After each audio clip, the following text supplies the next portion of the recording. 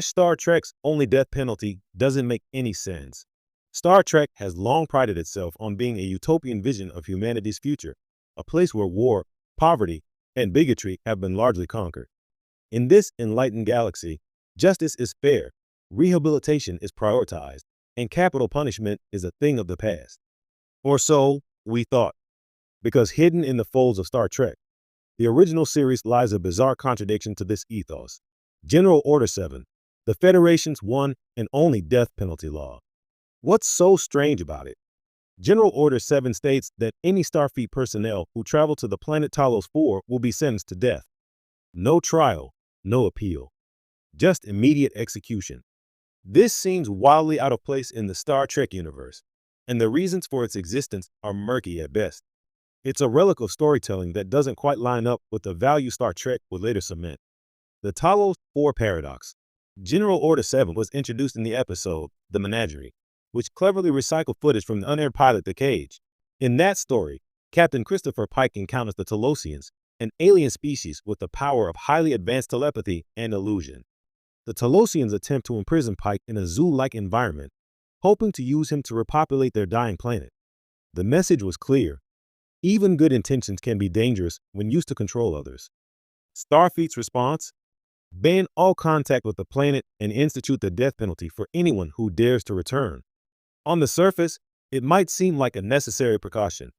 The Talosians' ability to control minds could theoretically be a huge threat. But upon closer inspection, the severity of this law becomes more baffling. If the Talosians are so dangerous that even approaching them merits execution, why not simply quarantine the planet, monitor it, or destroy its illusion-generating tech? Why jump to the only use of the death penalty in Federation law?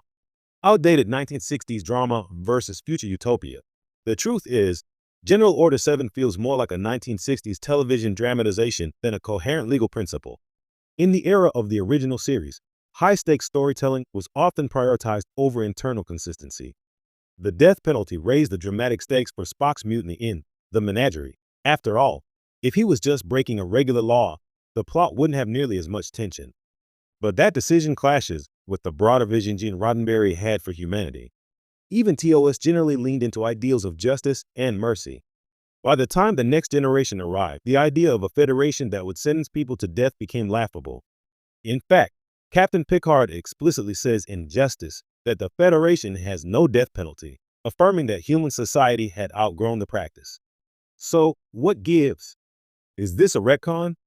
A contradiction? Or an overlooked artifact of the franchise's formative years?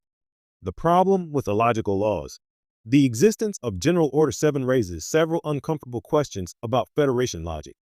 For instance, how enforceable is this law?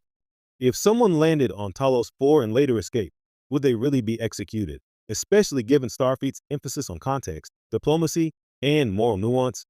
Let's not forget that Spock technically broke this law. And what happened to him?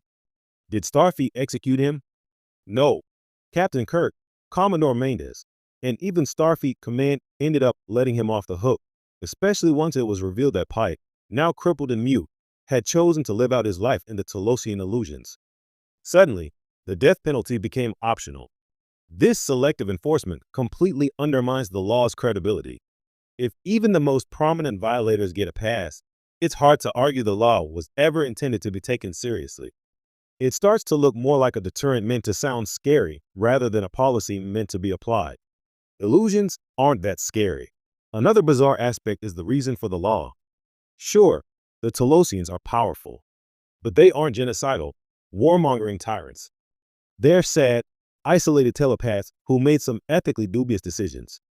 The Federation has encountered far more dangerous beings, like the Borg, the Dominion, or the Q Continuum, and hasn't imposed death penalties related to them. What's more, the Talosians themselves seem to regret trying to imprison Pike. They let him go in the cage and later welcome his return only because he wants to live among their illusions. They're not a legal philosophy. It was a dramatic device, an artificial way to raise the stakes for Spock's actions and justify a courtroom-style episode.